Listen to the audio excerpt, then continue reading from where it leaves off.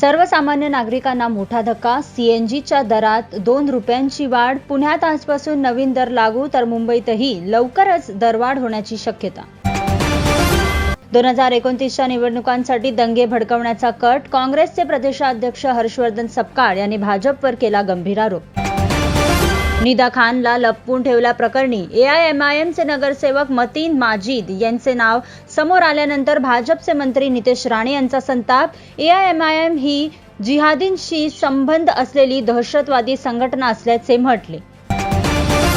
भाजप हा एक washing machine पक्ष आहे. संजय राऊत यांची कोपरखळी. ज्या सुवेंदू अधिकारी यांच्यावर भाजपने यापूर्वी भ्रष्टाचाराचे आरोप केले होते, त्याच व्यक्तीला आता पक्षाने मुख्यमंत्री बनवले आहे, याकडे त्यांनी लक्ष वेधले.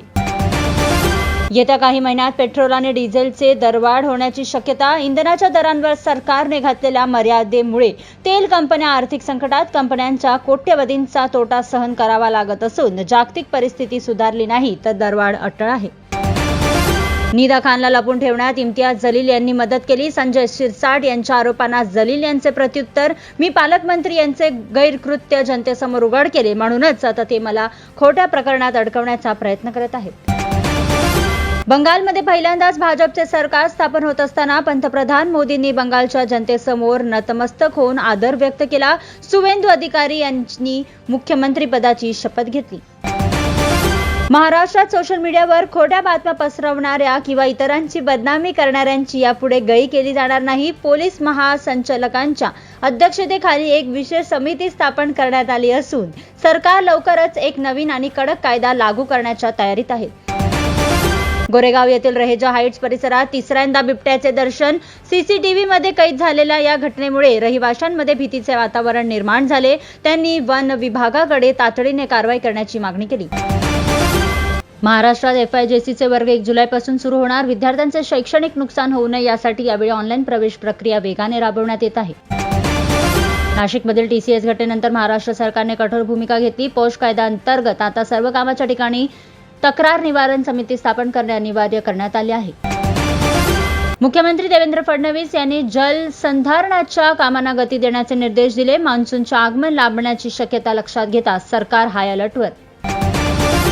जंगलराज संपुष्टात आले असून डबल इंजिन सरकारची सुरुवात झाली. पश्चिम बंगालमधील शपथविधी सोहळ्यानंतर उपमुख्यमंत्री एकनाथ शिंदे यांनी शुभेच्छा दिल्या. मुंबईतील लालबाग उड्डाणपुलावर टेम्पो उलटल्यामुळे वाहतूक विस्कळीत झाली. अपघातात कोणतीही जीवितहानी किंवा दुखापत झाल्याचे वृत्त नाही. महाराष्ट्र सरकारने मुंबई, पुणे आणि अहिल्यानगर यांना जोडणाऱ्या 4 पदरी महामार्गाला मंजुरी दिली. यामुळे JNPT पर्यंतची कनेक्टिव्हिटी सुधारेल आणि माल वाहतुकीला गती मिळेल. मुंबई गोवा महामार्गावरील नांदगाव ओटाव फाट्यावर भीषण रस्ते अपघात. कारच्या धडकेत एका व्यक्तीचा मृत्यू झाला तर अन्य 2 जण गंभीर जखमी झाले आहेत. SSC परीक्षेत BMC शाळांची लक्षवेधी कामगिरी.